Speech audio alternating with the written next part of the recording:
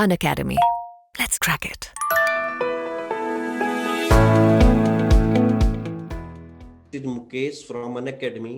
और आज हम आपके सामने एक बहुत बड़ी प्रेरणा की स्रोत, आप जिनको कह सकते हैं, जिन्होंने अपने पहले ही अटेम्प्ट में यूपी पीसीएस को क्रैक किया। और जितने भी ऑर्थोडॉक्स या मिसनॉमर व्यू होते हैं कि इस उत्तर प्रदेश पीसीएस में टाइम लगता है, उन सब को दरकिनार करके बहुत ही फंटास्टिक वे में जो है यह एसडीएम के लिए सेलेक्ट हुई हैं।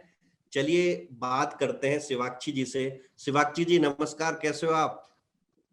हाय नमस्कार, मैं बिल्कुल ठीक हूँ, थैंक यू। ठीक है, तो सबसे पहले मैं जानना चाहूंगा कि आपका बैकग्राउंड क्या है। आपका बैकग्राउंड के बारे में हमें कुछ बताइए, जिससे सारे बच्चों को कुछ ना कुछ जो मोटिवेशन मिले कि आपने इतना बड़ा मुकाम कैसे हासिल करा। मेरा बैकग्राउंड, मैं लखनऊ की रहने वाली हूँ और मैंने अपनी पूरी स्कूलिंग लखनऊ से करी है।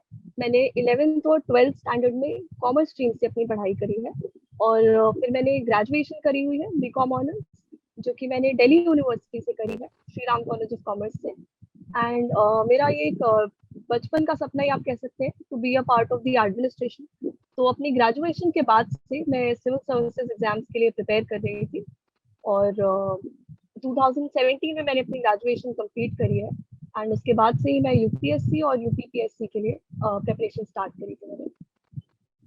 ओके, तो आपने यूपीएससी की भी प्रिपरेशन स्टार्ट करी थी और यूपी पीसीएस की, तो कहाँ तक आप इसको एक सिमिलर मानते हैं कि या बहुत बड़ा डिफरेंस है इसमें? एक्चुअली मैंने जो प्रिपरेशन स्टार्ट करी थी वो सिर्फ यूपीएससी के लिए स्टार्ट करी थी 2017 में, क्योंकि मेरा जो ऑप्शनल है कॉमर्स एंड अकाउंटेंसी, वो जैसा जिस सिलेबस के साथ यूपीएससी में अवेलेबल है वैसा यूपीपीसीएस में उस समय अवेलेबल नहीं था। तो मैं कोचिंग नहीं ले रही थी, इसलिए मेरे ऑप्शनल के लिए कोचिंग नहीं ले रही थी, तो मेरे लिए एक डबल बर्डन हो जाता अगर मैं दो ऑप्शनल्स लेती, इसलिए मैंने सिर्फ यूपीएससी के लिए स्टार्ट किया था। बट देन 2019 में मैंने अपना पहला अटेम्प्ट लिया यूपीएससी का और उसमें मेरा प्रीलिम्स भी क्लियर नहीं हुआ था। तो फिर तब मुझे एक फ्रेंड ने बताया कि यूपीपीसीएस का भी अब सिलेबस रिवाइज हुआ है एंड मेरा जो ऑप्शन है कॉमर्स एंड अकाउंटेंसी वो सिमिलर फॉर्मेट में सिमिलर सिलेबस के साथ अब दोनों में अवेलेबल है। तो फिर मैंने दोनों एग्जाम्स को टारगेट किया। सो टेक्निकली मेरा फर्स्ट अटेम्प्ट है यूपीपीसीएस में, एग्जाम पहली बार लिया है, लेकिन क्योंकि अब सिलेबस अगर आप देखें यूपीएससी का और यूपीपीसीएस का तो काफी अलाइंड है और इसीलिए मैं दोनों को साथ में टारगेट भी कर पाई पैरेलली। तो इसलिए इस बार मैंने 2020 में दोनों एग्जाम्स दिए। पहले अटेम्प्ट में यूपी पीसीएस को क्लियर आपने किया है, तो आप कितना कॉन्फिडेंट हैं कि ये पहले अटेम्प्ट में क्लियर हो जाएगा? देखिए कॉन्फिडेंट ऐसे एग्जाम्स में आप कभी भी नहीं होते हैं कि हमें पक्का हो ही जाएगा आपका, लेकिन एक चीज जो मैंने अपने फेल्ड अटेम्प्ट ऑफ यूपीएससी से सीखी थी कि अगर आप सिलेबस से एकदम स्टिक करके पढ़ाई करते हैं तो कोई भी चीज बहुत ज्यादा आउट ऑफ द सिलेबस नहीं आती है। देयर विल बी क्वेश्चन जो आपको नहीं आते होंगे, बट सिलेबस से अगर आप एकदम क्लोज रहे तो कोई भी इस तरह के एग्जाम्स, चाहे वो यूपीएससी हो चाहे यूपीपीसीएस हो, उसमें बहुत चांसेस होते हैं कि you will know the question. तो उसी एक कॉन्फिडेंस के साथ मैंने ये वाला भी एग्जाम दिया और एक्चुअली पेपर में जिस तरह के क्वेश्चंस आए थे प्रीलिम्स में और मेंस में, वो सिलेबस और प्रीवियस ईयर के पैटर्न से काफी हेल्प मिल जाती है। तो that is why I was confident कि काफी कंफर्टेबल थी मैं इस बार। ओके, तो आप अभी यूपीएससी की प्रिपरेशन कंटिन्यू रखोगे कि इधर ही जो है आपने जो है अपनी जर्नी को स्टॉप करोगे? वेल मेरा इस बार इंटरव्यू है यूपीएससी का जो 2020 अटेम्प्ट था, तो I am appearing for the interview. उसका साइकिल अभी कंप्लीट नहीं हुआ एग्जाम का, पीसीएस तो कंप्लीट हो गया। सो आई सी अगर इस बार हो जाता है यूपीएससी में तो ठीक है, otherwise this was my second attempt at UPSC, so I will probably try, but this is also very coveted post that I am getting, तो मैं इसको भी ज्वाइन करना चाहूंगी। बिल्कुल बिल्कुल, और बेस्ट ऑफ लक भी है आपके इंटरव्यू के लिए। और वहां पे थैंक भी यू अगर सो आप मच। इतनी ही रैंक वहां पे ले आए तो जो है बहुत ही क्या होगा, अच्छा होगा। और सबसे बड़ी बात जो है भारत में आप समझते हो कि वुमेन एम्पावरमेंट आज भी एक इशू है। काफी वुमेन जो है एक अच्छा मकाम हासिल कर रही हैं, तो उसमें एक आपका भी नाम हो जाएगा कि आपसे लोग क्या करें, प्रेरणा लें। ठीक है, थोड़ा मैं आपसे एक थोड़ा पर्सनल क्वेश्चन पूछना चाहूंगा कि आप कहाँ से बिलोंग करते हैं? मैं लखनऊ की रहने वाली हूँ। वैसे मेरी बर्थ प्लेस बाराबंकी है, जो कि लखनऊ के काफी पास है। बट मेरे पेरेंट्स अपनी जॉब की वजह से बहुत early, I was 2 months old जब हमारी फैमिली मूव कर गई थी लखनऊ में। तो मैं लखनऊ की ही रहने वाली हूँ और मैंने पूरी पढ़ाई अपनी लखनऊ से करी है। बस ग्रेजुएशन दिल्ली से करी, उसके बाद घर वापस आके प्रेपरेशन भी लखनऊ में ही करी है। तो ये प्रिपरेशन की प्रेरणा आपको कहाँ से मिली कि सिविल सर्विस की तैयारी करनी चाहिए? वेल ये तो जब हम स्कूल में ही होते हैं और करियर डिसाइड कर रहे होते हैं, तो तभी सिविल सर्विसेज ऐसा करियर नहीं है जो सुनने में नहीं आता है, आपको पता नहीं होता है। तो सभी लोग सुनते हैं इस करियर के बारे में, एंड जब आप अपॉर्चुनिटीज सुनते हैं और आपको कोई बताता है कि इस करियर में इस तरह के आपको मौके मिलते हैं काम करने के, तो that is when I was really interested कि इतनी अच्छी अपॉर्चुनिटी होती है और बहुत डाइवर्स अपॉर्चुनिटी होती है कि आप अपने कुछ डिसीजन से कुछ बहुत ही अच्छे और इम्पैक्टफुल काम कर सकते हैं। स्पेशली जो वल्नरेबल सेक्शन है सोसाइटी के, आप उनको टच कर सकते हैं, उनकी लाइफ को टच कर सकते हैं। तो मैंने सोचा कि अगर मुझे पढ़ने का मौका मिला है और मेरी फैमिली मुझे इस चीज के लिए इनकरेज कर रही है, जो कि बहुत लड़कियों को नहीं पढ़ने का मौका मिलता है हमारे समाज में आज भी, तो अगर मिला है तो इट्स अ रिस्पॉन्सिबिलिटी कि मैं एक ऐसा करियर चूज करूं जिससे मैं ऐसी लाइफ को टच कर पाऊं जो कि नॉर्मली इतने फॉर्चुनेट नहीं रहे हैं। So it's a very good option, career option. बस यही सोच के मैं इंटरेस्टेड थी बचपन से इसमें। तो सोच मतलब आपकी शुरू से ही क्या थी, एक बहुत ही, एक जी हम जी कह जी, मेरा सकते हैं उच्च टारगेट यही था। बिल्कुल बिल्कुल। और टारगेट एक यही था। कहावत भी है कि अगर हम अपनी सोच अच्छी रखेंगे और सोच हमारी बड़ी होगी तो फिर क्या होता है ना, सारा बॉडी मेकअप हो ही जाता है कि भाई हम उस चीज की तैयारी करें। अब सोच से ही एक चीज आती है, कंसिस्टेंसी। अब मैं देखता हूँ बहुत सारे बच्चों को, मैं भी पढ़ाता हूँ हजारों बच्चों को, तो मैं देखता हूँ बच्चों के संग एक कंसिस्टेंसी की प्रॉब्लम आती है। और उतना उनका जो है शुरू से जो उनका एक तरीके से एंथुजियाज्म होता है वो धीरे धीरे समय के संग कम होता जाता है। तो इस कंसिस्टेंसी को कैसे हम मेंटेन करें वाइल प्रिपेयरिंग यूपीपीसीएस, थोड़ा आप इसके बारे में एनलाइटन कीजिए। जी, आई थिंक जो कंसिस्टेंसी है वो ही सबसे बड़ा सीक्रेट है इस प्रिपरेशन का। क्योंकि अब हमारे पास इतनी फैसिलिटीज अवेलेबल है, इस आई मीन इंफॉर्मेशन अवेलेबल है इस एग्जाम के बारे में। तो अब कोई बहुत बड़ा सीक्रेट नहीं रह गया कि कौन सी बुक्स पढ़नी है या क्या स्ट्रैटेजी है। ये सबको ऑलमोस्ट पता होता है। बस जो उस चीज को लग के 1 साल 2 साल कर लेता है, उन्हीं लोगों का सिलेक्शन हो जाता है। I think so consistency he secret है। और कंसिस्टेंसी मेंटेन कैसे करें, तो उसमें सबसे इम्पोर्टेंट है कि आप एक रियलिस्टिक शेड्यूल बनाएं जिसमें आप अपनी कैपेबिलिटी के अकॉर्डिंग, अपने इंटरेस्ट और आपकी जो और भी जिम्मेदारियां हैं, जैसे अगर आप जॉब कर रहे हैं या मास्टर्स कर रहे हैं, तो उनको भी ध्यान में रखते हुए आप एक शेड्यूल बनाएं जिसको आप फॉलो कर सके। किसी और का देख के या सुन के कि 18 घंटे पढ़ना है या 12 घंटे पढ़ना है, ऐसा शेड्यूल ना बनाए, क्योंकि वैसा शेड्यूल सिर्फ 1 2 दिन चल पाएगा या हफ्ते भर चल पाएगा। तो एक रियलिस्टिक शेड्यूल बनाएं और उसको फॉलो करें। स्टिल कभी कभी ऐसा होता है कि हम नहीं फॉलो कर पाते हैं या वी गेट वेरी फ्रस्ट्रेटेड कि बहुत ज्यादा पढ़ाई हो गई है। तो give yourself a break अगर ब्रेक की जरूरत है तो। अदर आप अपने फैमिली से बात कर सकते हैं, अपने फ्रेंड्स के साथ थोड़ा टाइम स्पेंड कर सकते हैं, क्योंकि ब्रेक की जरूरत हो जाती है 1 2 महीने एकदम लगातार पढ़ते पढ़ते। सो वो ब्रेक ब्रेक में कोई प्रॉब्लम नहीं है, give yourself a break, but follow your schedule. और 80 90% जो हम प्लान करते हैं, अगर हम वो भी अचीव कर लें एक दिन का, तो I think it's a fair consistency. Okay.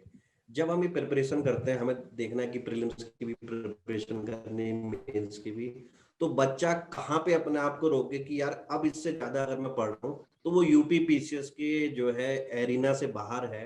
तो ये जो एक हम कह सकते हैं, एक लालच भी बोल सकते हैं, बच्चों के दिमाग में रहता है कि यहाँ से भी उठा ले, वहां से भी उठा ले, और सोर्सेस को मैक्सिमाइज कर देते हैं बच्चे, और फिर तभी कंफ्यूज होते हैं। तो अपने सोर्सों को बैलेंस्ड कैसे बनाया जाए, इसके बारे में थोड़ा बताइए। आई थिंक ये बहुत रेलेवेंट क्वेश्चन है, क्योंकि ऑल्दो हमारे पास एक सिलेबस डिफाइंड है, बट वो सिलेबस इतना बड़ा है कि हमें हमेशा लगता है कि कम ही पढ़ रहा है, कुछ ना कुछ पढ़ना। तो ये प्रॉब्लम होती है कि कितना पढ़ें, क्योंकि बहुत पूरी पूरी बुक्स पढ़ने के बाद भी कई बार क्वेश्चन नहीं सॉल्व होते हैं। तो वी ऑलवेज थिंक कि कोई नया मटेरियल पढ़ लिया जाए। लेकिन रियलिटी ये है कि कॉम्पिटेटिव एग्जाम है, और इसमें आपको कभी भी 100% क्वेश्चन नहीं आते होंगे। आप कितना भी पढ़े हुए हो, कितने भी आपने बार अटेम्प्ट दिया हुआ हो, ऐसा नहीं होगा कि आपको पूरे 150 प्रीलिम्स के क्वेश्चन आते होंगे। सो उस रियलिटी को एक्सेप्ट करिए कि सब कुछ तो नहीं आ जाएगा आपको। बेसिक जो बुक्स हैं और स्टैंडर्ड बुक्स हैं उनको जरूर रिवाइज करें, और करंट अफेयर्स को रिवाइज करते रहें, क्योंकि सिर्फ आप ही नहीं है, बाकी लोग भी इस कंपटीशन में जो है वो भी उतना ही मटेरियल पढ़ के आते हैं। तो कंपटीशन आपका आपके जैसे लोगों से ही है।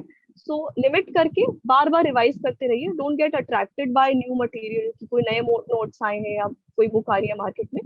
बस ये जरूर ध्यान रखिए कि जो बुक आपने चूज करी है उससे आपका सिलेबस पूरा हो रहा है या नहीं। For every line in the syllabus you should have some or the other resource, but एक बार वो रिसोर्स चूज कर ली तो अब उसको बार बार चेंज मत करिए। Means repeated revision is the strategy for getting success. Repeated revision of the same अगर हम resources. Same resources repeated revision, तो जब हम प्रीलिम्स की बात करते हैं तो प्रीलिम्स की कुछ बुक लिस्ट क्या हो सकती हैं जो मस्ट है, और फिर उसके बाद हम मेंस की बात करेंगे जिसमें जीएस 1 2 3 4 कहाँ से अप्रोच ली जाए इसकी। वेल आई थिंक मैं पहले मेंस के अकॉर्डिंग ही बात करना चाहूंगी, क्योंकि सिलेबस पूरा सेम ही है और प्रिपरेशन भी इंटीग्रेटेड ही होती है हमारी।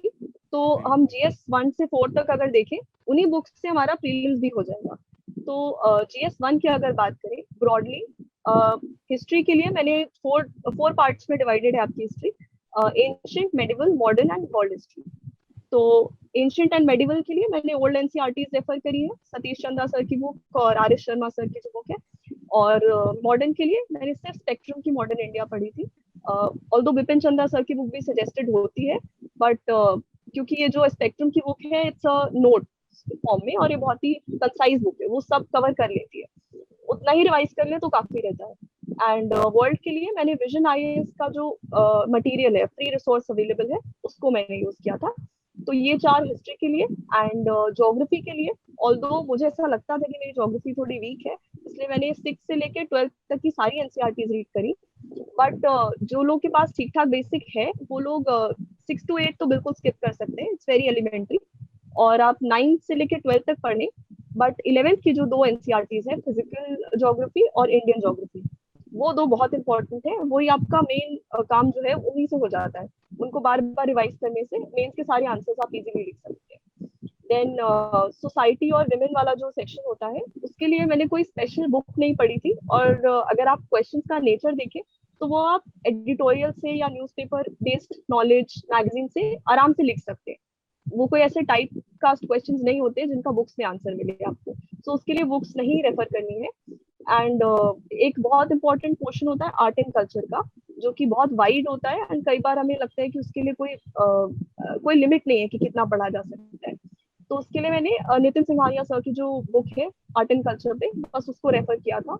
ऑल्दो क्योंकि मुझे नहीं पहले पता था कि ये बुक है मार्केट में, तो मैंने पहले 11th स्टैंडर्ड की एनसीईआरटी पढ़ी थी जो आर्ट एंड कल्चर की है। बट अगेन अगर आप बुक पढ़ लें नितिन सिंघानिया सर की तो वो सफिशिएंट है, उसमें वो उस एनसीईआरटी से भी नोट्स लिए हैं, तो you won't have to repeat the two things. Then GS 2 में आप 3 पार्ट्स में अगर हम करें तो पहला होगा हमारा पॉलिटी, जो कि लक्ष्मीकांत सर की बुक से कवर हो जाता है और कुछ भी नहीं पढ़ने की जरूरत है उसके लिए। एंड सेकेंड पार्ट जो गवर्नेंस का है, वो मोस्टली आपका करंट अफेयर्स बेस्ड रहता है, चाहे वो स्कीम्स हो या एआरसी रिपोर्ट्स आप पहले की पढ़ सकते हैं।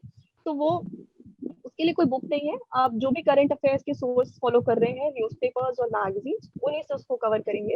एंड फिर आपका आईआर जो है, आईआर के लिए भी कोई बुक स्पेसिफिकली नहीं होगी, लेकिन आईआर को समझने के लिए आईआर से जो क्वेश्चंस आते हैं वो तो करंट अफेयर्स बेस्ड आएंगे, बिल्कुल आप न्यूज़पेपर्स पढ़ के लिख पाएंगे आंसर्स को, लेकिन उसको समझने के लिए आपको वर्ल्ड हिस्ट्री का थोड़ा सा बैकग्राउंड होना जरूरी है।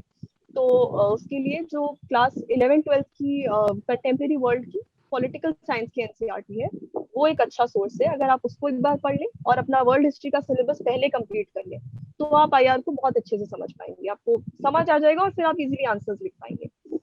देन जीएस 3 की अगर बात करूँ तो ये एक थोड़ा सा बहुत ही डाइवर्स पेपर रहता है, क्योंकि इसमें आपका एनवायरनमेंट, साइंस, इकोनॉमी और भी बहुत तरह के आपके सेक्शंस आते हैं जिनका कोई डिफाइंड लिमिट नहीं हो जाती है।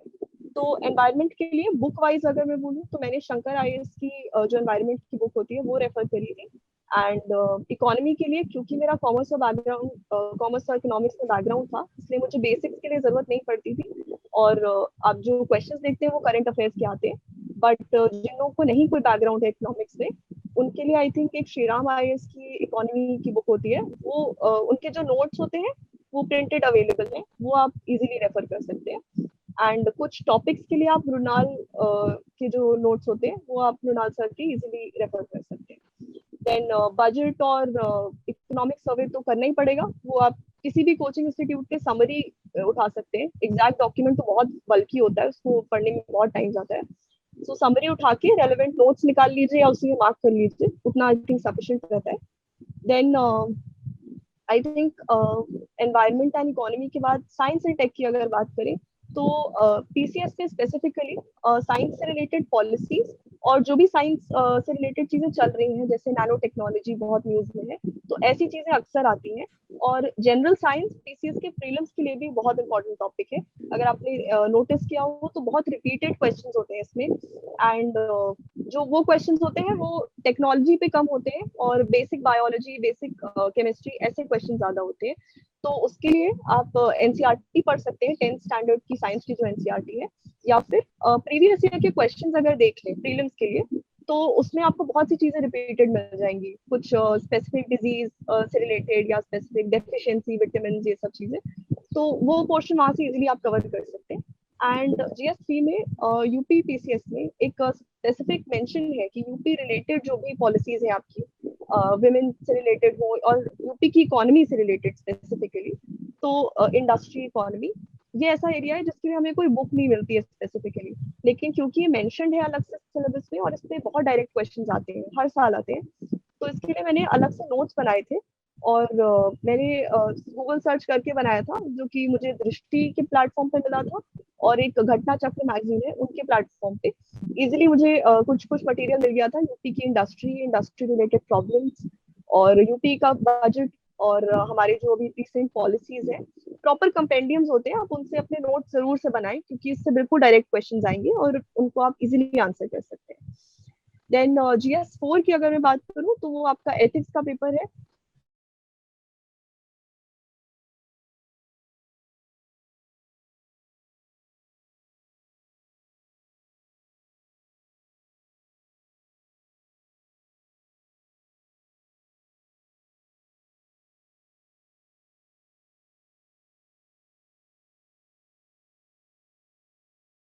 जितने कोई लिखने को कह दे तो हमारे पास शायद वर्ड्स नहीं होते एग्जैक्ट लिखने के लिए, so it's better to make notes on them, क्योंकि वो एग्जैक्ट टर्म्स हैं और उन पे क्वेश्चंस आते हैं, हर साल आते हैं कि what explain probity, explain transparency. तो उस पे मैंने हैंड रिटन नोट्स बना लिए थे और हेल्प ली थी वही लेक्सिकॉन की बुक से। सो 30 पेजेस में कुछ मेरे नोट्स बन गए थे और उनको आप इजीली रिवाइज कर सकते हैं। जीएस3 और 4 के पेपर के बीच में आपके 2 घंटे का शायद गैप होता है, इजीली आप उसे रिवाइज कर पाएंगे। बाकी उस पेपर के लिए प्रीवियस ईयर के पेपर सॉल्व करिए टाइम बाउंड मैनर में, एंड इतना सफिशिएंट रहता है फॉर जीएस4। और इन्हीं बुक्स के साथ आप प्रीलिम्स आराम से कंफर्टेबली अटेम्प्ट जरूर कर पाएंगे। बस प्रीलिम्स जो एक स्टेज होती है itself, it is objective stage, तो अटेम्प्ट करने का तरीका आपका चेंज हो जाएगा। जो हमारा पहला वाला पेपर होता है जीएस का पेपर, उसमें 150 क्वेश्चंस होते हैं हमारे पास। And although it sounds like कि 150 क्वेश्चंस बहुत हैं, क्योंकि यूपीएससी में 100 ही आते हैं, तो हमें लगता है 150 क्वेश्चंस 2 आवर्स में बहुत है। लेकिन टीसीएस में स्पेसिफिकली कुछ बहुत फैक्चुअल और डायरेक्ट क्वेश्चंस होते हैं, तो उनको पढ़ने में या सॉल्व करने में आपको बहुत टाइम नहीं लगेगा। आप पढ़ेंगे, आपको या तो आता है या तो नहीं आता है, तो यू मूव ऑन क्विकली। बहुत एनालिटिकल या लेंदी लाइंस वाले क्वेश्चंस कम मिलते हैं यहाँ पे, इसलिए आप टाइम यहाँ पे इजीली मैनेज हो जाएगा, उसकी स्ट्रेस नहीं रहता है बहुत। और इस स्टेज पे आई थिंक टेस्ट सीरीज का बहुत ज्यादा इंपॉर्टेंस रहती है, क्योंकि आपको टाइम मैनेजमेंट सीखना पड़ेगा, प्लस किन क्वेश्चंस पे आप टाइम देंगे, किन को छोड़ दीजिए, बिल्कुल टच नहीं करना है। और कैसे कैलकुलेट करते रहे पेपर अटेम्प्ट करते करते कि हम कट ऑफ पे आ पाएंगे नहीं आ पाएंगे, कितना रिस्क लिया जाए कितना नहीं लिया जाए, ये सब स्ट्रैटेजाइज करना पड़ता है ड्यूरिंग द पेपर। सो इसके लिए test series is very important. And मैंने, क्योंकि मैं यूपीएससी के लिए भी कर रही थी, इसलिए मैंने विजन की टेस्ट सीरीज यूज करी थी और यूपी पीसीएस के लिए प्रीवियस ईयर के पेपर सॉल्व करे थे। बट जो लोग सिर्फ पीसीएस के लिए कर रहे हैं उनको पीसीएस स्पेसिफिक टेस्ट सीरीज जरूर कर लेनी चाहिए। एंड अभी आई थिंक पेपर बेस्ड अगर नहीं अवेलेबल है तो जो भी ऑनलाइन फॉर्मेट्स है, आई थिंक आपके अन अकेडमी का भी कोई ऑनलाइन टेस्ट है वीकली, तो उनको भी आप यूज कर सकते हैं। एंड टेस्ट आप जो भी करें, इंपॉर्टेंट है कि टेस्ट को रिवाइज जरूर करें, क्योंकि टेस्ट में आपकी क्या गलतियां रही हैं, क्या थॉट प्रोसेस था और वो क्यों गलत हुआ आपका, ये एनालाइज करना बहुत जरूरी होता है, otherwise you will repeat those mistakes. So multiple test series की बजाय जितने कर रहे हैं उनको रिवाइज करने का जरूर ध्यान रखें। एंड बेस्ट तो रहता है pen and paper based format पे करना, because that is how you will actually attempt the paper. But अगर अभी जैसे कोविड में चीजें सब ऑनलाइन मूव कर गई हैं, तो even if you are taking it online, please remember to make notes कि आपने क्या चीज गलत हो रही है, कौन से क्वेश्चंस, कौन सी चीज एकदम ही नहीं पढ़ी थी। तो नोट्स जरूर बनाते रहें अपने टेस्ट से। एंड जो सेकंड पेपर होता है आपका सी सैट का, सी सैट वाले पेपर में इसमें स्पेसिफिकली आपका 20 क्वेश्चन हिंदी के होते हैं। आपका कोई भी मीडियम हो, वो 20 क्वेश्चन आपको जरूर अटेम्प्ट करने हैं। और वो क्वेश्चंस बहुत डिफिकल्ट नहीं होते हैं, ऑल्दो कुछ ग्रामर रिलेटेड क्वेश्चंस थोड़े ट्रिकी लग सकते हैं, but they are not very difficult. आप प्रीवियस ईयर के पेपर से देख सकते हैं। और जो हम हिंदी प्रिपेयर करते ही हैं इस एग्जाम में, एक हिंदी का कंपलसरी पेपर है जो कि मेरिट बनाने में मार्क्स जिसके कैलकुलेट होते हैं। सो हिंदी आप प्रिपेयर करेंगे ही मेंस के लिए, तो उसी हिंदी से आई थिंक ग्रामर आपका इजीली एक 20 क्वेश्चन सॉल्व हो जाएंगे। बाकी आपका जो मैथ्स और लैंग्वेज वाला पोर्शन रहता है, रीजनिंग और ये वाला, इसके लिए अगर आपका बैकग्राउंड है मैथ्स में and if you are comfortable in maths 10th standard तक की मैथ्स से, तो फिर आप बस प्रीवियस ईयर के पेपर्स डाउनलोड करके उनको सॉल्व करने की प्रैक्टिस कर लीजिए। And this is a qualifying paper. So देखिए एक बार कि आप कहाँ पे स्टैंड कर रहे हैं before really buying a book and practising it, because आपका मैक्सिमम टाइम जीएस पे जाना चाहिए। ये एक ऐसा पेपर है जिसमें आपको सिर्फ क्वालिफाई करना है। सो इसमें बेस्ट रहेगा कि पहले सॉल्व करके चेक करिए कि आपका स्टेटस क्या है। अगर आप बिल्कुल ही कंफर्टेबल नहीं है मैथ्स में, और या एकदम मार्जिन पे आपके मार्क्स आ रहे हैं, तो फिर उस केस में आपको प्रिपरेशन की जरूरत है इस पेपर के लिए। And don't take this lightly. आप आर एस अग्रवाल सर की जो बुक होती है 10th स्टैंडर्ड की, उससे आप बेसिक्स अपने बिल्ड कर सकते हैं। अदरवाइज सी सैट की अब मार्केट में प्रॉपर बुक्स आती है। पहले आई थिंक बैंकिंग और एसएससी के बुक्स पे हमें डिपेंडेंट होना पड़ता था। अब proper I have seen Arihant publication की एक बुक सी सैट की, तो वो अच्छी बुक है जो कि इसी लेवल के आपको क्वेश्चंस के लिए प्रिपेयर कर देती है। एंड बिल्कुल भी एक्स्ट्रा जाने की जरूरत नहीं है इस पेपर में, क्योंकि this is a qualifying paper again. और थोड़ा थोड़ा बेसिक्स आपको सबके आते होंगे, तो आप इतना जरूर अटेम्प्ट कर लेंगे कि क्वालिफाई हो जाए पेपर। बट अगेन जो लोग कंफर्टेबल नहीं है उसको लाइटली बिल्कुल मत लीजिए, because otherwise it can cost you your attempt. तो this I think will be sufficient for mains and prelims. बिल्कुल। आपने जो है पूरा एकदम, अगर कोई आपका इंटरव्यू देखे ये वाला और एक पेन कॉपी लेके बैठ जाए तो उसको पूरा पता चल जाएगा उसको प्रीलिम्स और मेंस में क्या करना है। लेकिन सबसे अच्छी बात मुझे लगी कि आपने पहले मेंस से स्टार्ट करा, और यही फिलॉसफी मैं भी बच्चों को देना चाहता हूँ। देखो, प्रीलिम्स और मेंस को सेपरेट मत करो। उत्तर प्रदेश पीसीएस में मेरे ख्याल से 90% बच्चे क्या सोचते हैं, पहले प्रीलिम्स की तैयारी कर लेंगे, जब हमारा प्रीलिम्स की कट ऑफ क्लियर हो रही होगी या हमारा नाम आ गया होगा तब हम मेंस की तैयारी करेंगे। 3 महीने से भी कम टाइम मिलता है तब मेंस की तैयारी नहीं हो सकती। नहीं हो और सकता। इनफैक्ट टेस्ट सीरीज देना भी बहुत जरूरी है। अब जो हमारे अनअकैडमी की चैंपियनशिप टेस्ट सीरीज है, ये इंडिया की सबसे लार्जेस्ट टेस्ट सीरीज है जो एकदम फ्री ऑफ कॉस्ट होती है हर संडे को। तो उससे क्या होता है ना, बच्चों को पता चल जाता है कि उनकी प्रिपरेशन का लेवल कैसा है। टेस्ट सीरीज जो है एक तरीके से मिरर की तरह काम करती है और वो बहुत जरूरी है। तो आई होप जो है बच्चे आपकी बात सुनेंगे और क्या करेंगे, टेस्ट सीरीज जरूर देंगे, क्योंकि बिना टेस्ट के कुछ भी नहीं हो सकता है।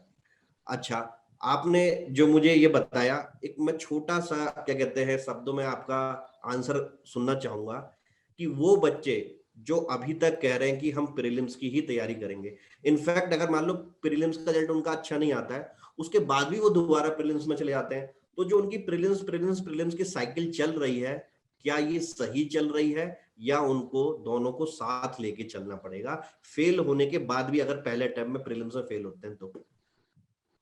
देखिए prelims is just a stage जो आपको एलिजिबल बनाती है मेंस लिखने के लिए। अल्टीमेटली जो आपका स्कोर बनता है, रैंक बनती है, वो सब मेंस के मार्क्स से बनती है। तो आपका एम सिर्फ प्रीलिम्स क्लियर कर लेना नहीं है, आपको अल्टीमेटली पूरा एग्जाम क्लियर करना है। तो mains is the real drill. आपको पूरा फोकस मेंस पे रखना है और पूरी पढ़ाई मेंस की करनी है। अगर आप फॉर सम रीजन प्रीलिम्स नहीं क्लियर हुआ, तो आपके पास अगले प्रीलिम्स तक के लिए 1 साल होता है। एंड 1 साल तक आप सिर्फ ऑब्जेक्टिव पेपर सॉल्व नहीं करते रह सकते। You should work on your answer writing. आप अपनी आंसर राइटिंग पे, कंटेंट पे वर्क करिए। कंटेंट वही है, आपको वही बुक्स पढ़नी है। बस ये है कि जब प्रीलिम्स पास आ रहा हो तब 1-2 महीने पहले आप ऑब्जेक्टिव मोड में चले जाइए और टाइम बाउंड मैनर में ऑब्जेक्टिव क्वेश्चंस को आंसर करना शुरू कर दीजिए। अदरवाइज आई वुड सजेस्ट कि अगर आप 12 महीने का टाइम लेके चल रहे हैं, तो उसमें से 10 महीने आपको सिर्फ आंसर राइटिंग करनी चाहिए और मेंस का कंटेंट पढ़ना चाहिए। ओके, जो ये मेंस का डर है, ये सही में ये डर है या ये एक तरीके से इग्नोरेंस है कि आप उन किताबों को खोल ही नहीं रहे? ये एक्चुअली में है क्या? देखिए, एज आई सेड, मेरे अकॉर्डिंग तो किताबें सेम ही हैं आपकी, मेंस और प्रीलिम्स का कुछ अलग तो है नहीं। It's just test that are different. And अगर मेंस से आप डर रहे हैं तो सबसे पहले उसको काउंटर करिए, बिकॉज वही रियल एग्जाम है आपका। और आंसर लिखना आपको सीखना पड़ेगा। और डरिए, डरने की कोई बात ही नहीं है इसमें, आपको सेम ही कंटेंट वर्ड्स में लिख देना है और वहां पे ऑब्जेक्टिव में करना है। तो unless you face that fear, वो आपको डर लगता ही रहेगा, और प्रीलिम्स के बाद अचानक से 3 महीने में वो डर नहीं चला जाएगा। सो प्रिपरेशन में मेंस आपका स्ट्रॉन्गेस्ट पॉइंट होना चाहिए।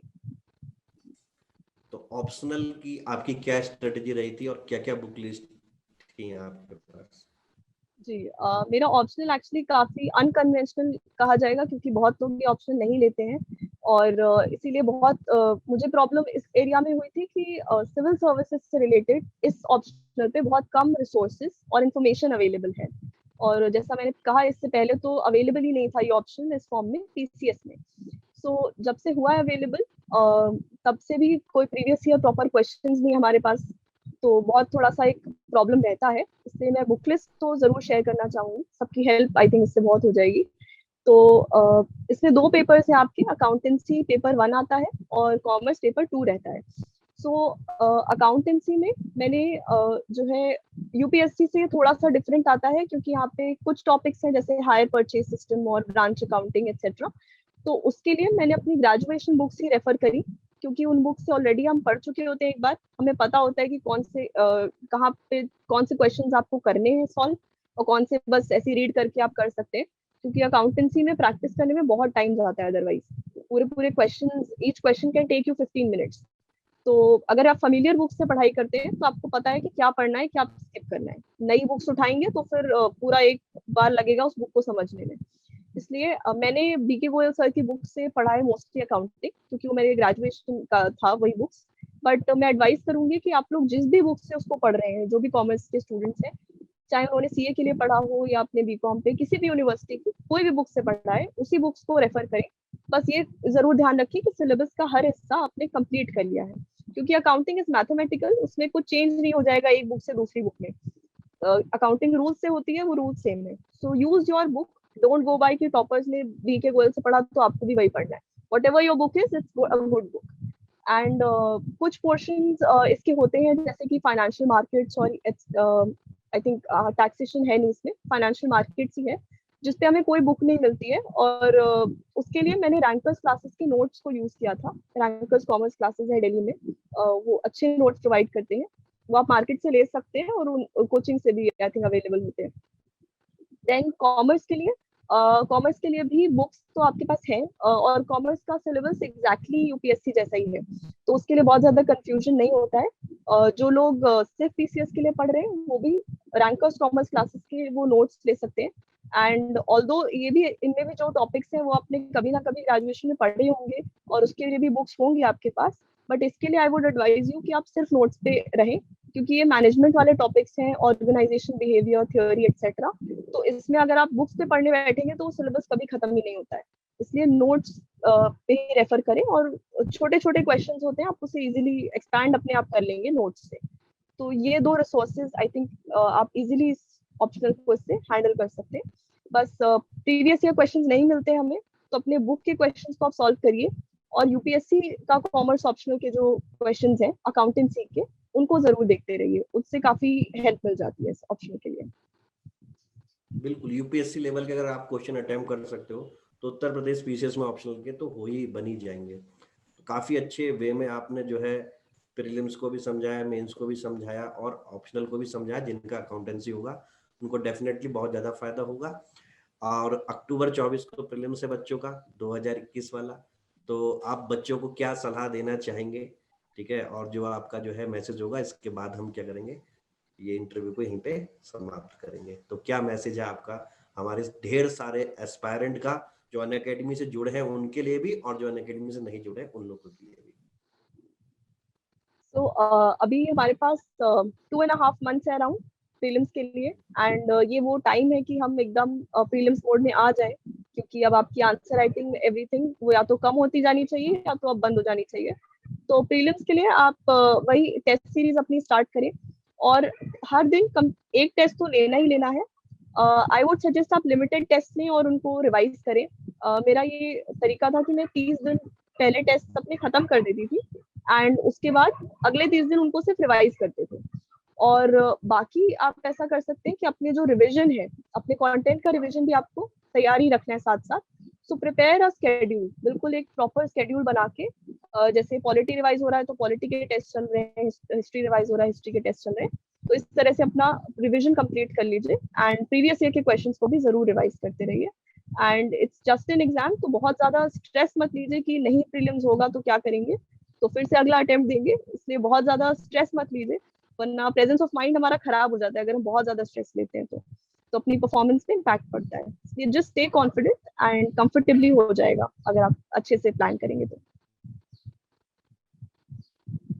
शिवाक्षी जी, आपने बहुत अच्छी तरीके से पूरा समराइज कर दिया इस चीज को। आई होप जिस बच्चे के पास ये वीडियो जाएगा तो उसको कुछ ना कुछ जरूर जो कमियां हैं उनका एहसास होगा कि एक टॉपर किस स्टाइल में पढ़ता है और एक टॉपर बनने के लिए हमें क्या क्या चीजें जिंदगी में सेक्रीफाइस भी करनी पड़ेगी। और मेरे ख्याल से इतनी अच्छी मेहनत है तो इससे बड़ा सेक्रीफाइस कुछ होएगा नहीं, जो आपको जो है बहुत ही ऊंचे पद पे क्या करता है, बैठाता है आपको। तो thank you very much Shivakshi ji. I hope आगे भी कुछ अगर बच्चों को कुछ कंफ्यूजन होता है तो सॉर्ट ऑफ वीडियो जो है आप बनाएंगी, जिससे दूर दराज के, हमारा जो अनअकैडमी का मेन एम ही यही है कि जो दूर गांव में भी बैठे हैं बच्चे जो कोचिंग है वो एक्सेस नहीं कर सकते, तो अगर उनके पास इंटरनेट का माध्यम है तो वो क्या कर सके, वन ऑफ द वंडरफुल वे में क्वालिटी एजुकेशन को एक्सेस कर सके। बहुत आपका आभार कि आप आए इस प्लेटफॉर्म पे और आपने जो है बच्चों को जो है छोटी छोटी गलतियां जो होती हैं उन पे भी प्रकाश डाला। Thank you very much, Shivakshi ji. Thank you so much and all the very best to all the aspirants.